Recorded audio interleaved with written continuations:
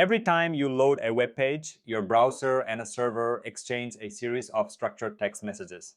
In this episode, we pull apart every piece of that exchange, from the first line of a request all the way to the final byte of a response. HTTP is surprisingly simple at its core. The browser writes a structured text message and sends it across the network. The server reads that text, figures out what is being asked, and writes a text message back. There is no magic binary format, just lines of text separated by blank lines, which is why developers can read and write HTTP by hand. The very first line of every HTTP request is called the request line. It has exactly three parts. The method tells the server what action to take. The path tells it which resource that action targets.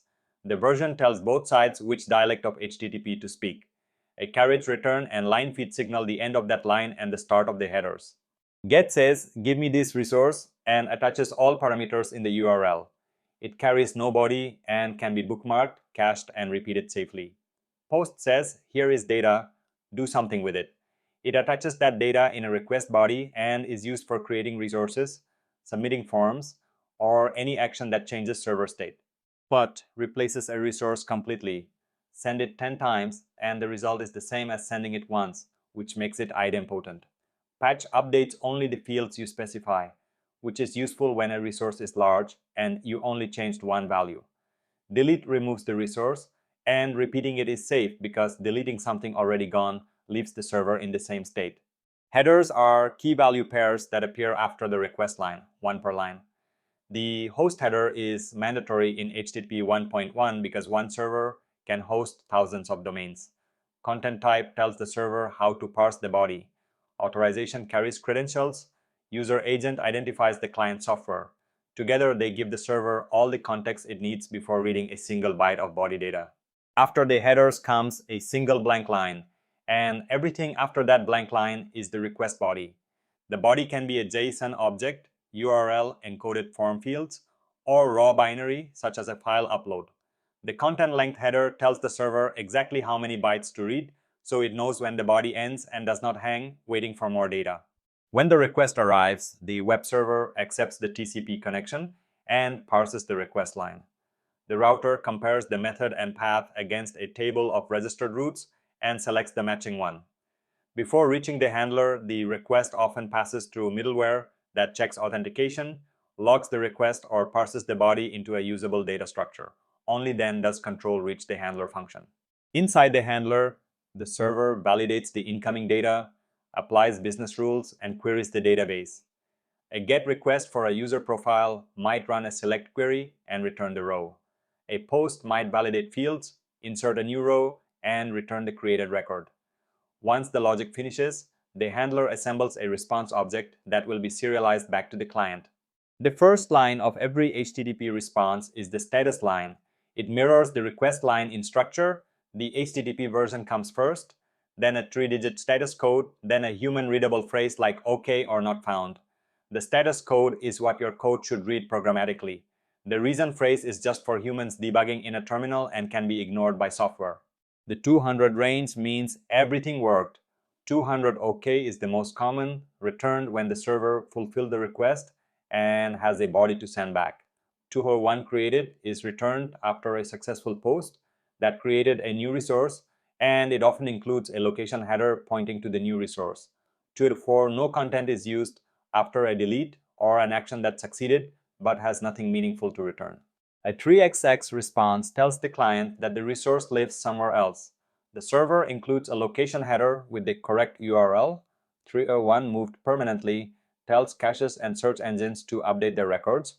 302 found is a temporary redirect. 307 and 308 preserve the original HTTP method when following the redirect, which matters if you are redirecting a POST request. The 400 range means the client did something wrong. 400 means the request itself was malformed. 401 means no valid credentials were provided and the client should authenticate. 403 means credentials were fine, but the user does not have permission for this specific resource. 404 means the path does not match anything on the server. These codes let the client know exactly where the failure originated. The 500 range means the request was valid, but the server failed to process it.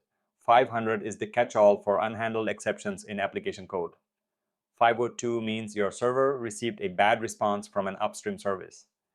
503 means the server is temporarily unavailable, often because it is overloaded or restarting. Unlike 4xx errors, 5xx errors are almost never the client's fault.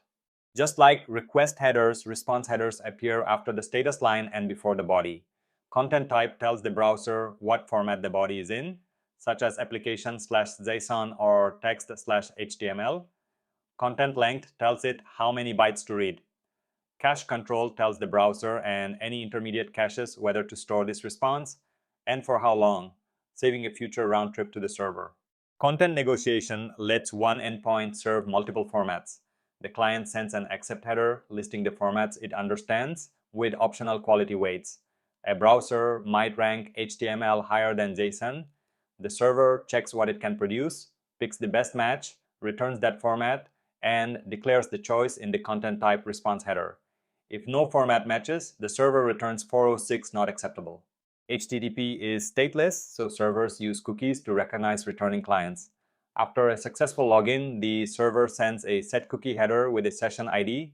The browser stores that cookie and automatically attaches it to every subsequent request to that domain.